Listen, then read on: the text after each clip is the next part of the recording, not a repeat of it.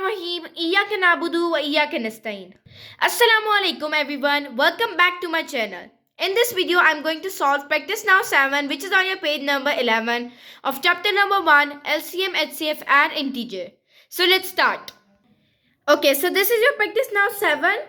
As you can see on screen, it consists of only one question, which is estimate the values of under root 123 and cube root 123. हमने इन दोनों की values को estimate करना है. So let's start the solution.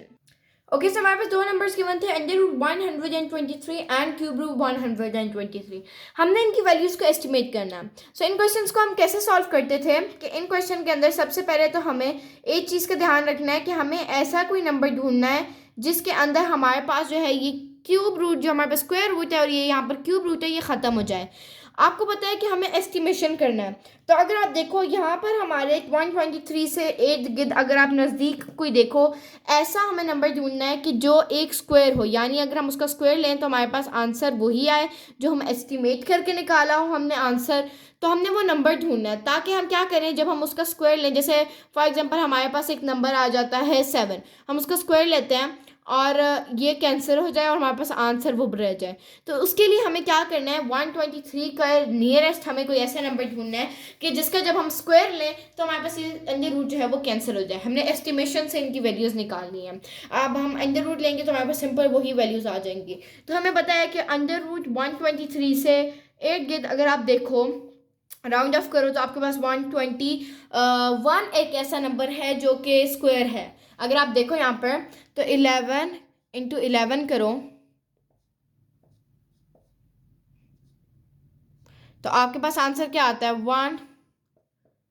121. तो इसका मतलब है कि आपके पास नियरेस्ट जो आपके पास एक नंबर बन रहा है वो 121 अंडर रूट बन रहा है. जब आप 121 का अंडर रूट लोगे तो आपके पास आंसर क्या आ जाएगा, 11 आ जाएगा.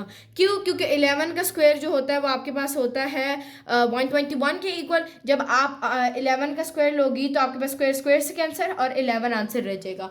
तो इसका मतलब है कि हमने सबसे पहले स्टेप में तो इसे नियरेस्ट ऐसे नंबर किया कि जिसके अंदर हम इसको क्यूब जो हमारे पास स्क्वायर रूट है उसको कैंसिल कर पाए. उससे हमें पता चला कि हमारे पास नियरेस्ट ऐसा कोई नंबर हो जो किसी चीज़ का स्क्वायर हो. तो हमारे पास 121 बन रहा था और वो 11 का स्क्वायर था. हमने क्या किया, उसको अंडर रूट एस्टिमेट करके, ये एस्टिमेशन का साइन होता है, आपने इसे इक्वल के साइन से मिक्स नहीं करना. हमने उसे किया. उसके बाद हम ये स्टेप कर देते हैं कि हमने क्या किया, 121 को हम लिख सकते थे 11 का स्क्वायर, स्क्वायर स्क्वायर से कैंसिल हो जाएगा और हमारे पास आंसर रह जाएगा 11. So 11 is your answer of under root 123. अच्छा, अब यहाँ पर अगर आप देखो तो इन दोनों की एंटिटी सेम है. डिफरेंस क्या है, डिफरेंस इनका इस चीज़ में है, ये जो यहाँ पर स्क्वायर रूट है और यहाँ पर क्यूब रूट है. इस पार्ट में हमें क्या करना होगा, इसमें हमें इस क्यूब रूट को ख़त्म करने के लिए ऑफकोर्स कोई ऐसा नंबर ढूंढना होगा नियरेस्ट 123 के कि हम उसके जब हम फैक्टर्स देखें तो उसके फैक्टर्स के अंदर एक ऐसा नंबर निकले जिसकी पावर 3 हो ताकि वो 3 से कट जाए.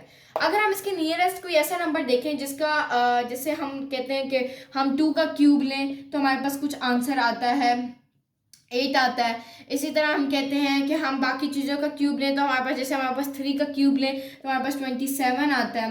तो इसी तरह हमें एक ऐसा नंबर ढूंढना है कि जिसका हम क्यूब लें और उसका आंसर 123 से नियरेस्ट है. सबसे पहले तो हमें इसका नंबर ढूंढना है. अगर आप देखो तो पहले तो हमने 121 को देखा, उसमें हमारे पास क्या था कि वो स्क्वायर बन रहा था 11 का. 122 किसी चीज़ का स्क्वायर नहीं है. 123 ऑफ कोर्स अगर वो होता तो हम उसे खुद ना कर देते हैं, पिछले पार्ट में भी और इस पार्ट में भी. 124 हमारे पास अगेन किसी का नहीं है. 125, अगर आप 125 को देखो तो आप अगर 5 का क्यूब लो तो आपके पास क्या आंसर आता है, 125. 5 इंटू 5 इंटू 5 करो तो 5 5 टाइम 25 इंटू 25 5 टाइम्स 125. तो इसका मतलब है कि अगर हम इसको नियरेस्ट कर दें 125 के, मैंने इसको नियरेस्ट कर दिया 125 के. अब मैं क्या करूँगी, अब मैं 125 को लिख सकती हूँ 5 का क्यूब, क्यूब से कैंसिल हो जाएगा और मेरे पास आंसर रह जाएगा 5. पहले पार्ट का हमारे इस पार्ट का आंसर आया था हमारे पास 11 और इस पार्ट का ये है हमारे पास आंसर विच इज़ 5. सो इतनी सी थी आप लोगों की practice now 7. I hope so कि आपको ये दोनों जो क्वेश्चंस के पार्ट थे ये समझ आ गए होंगे.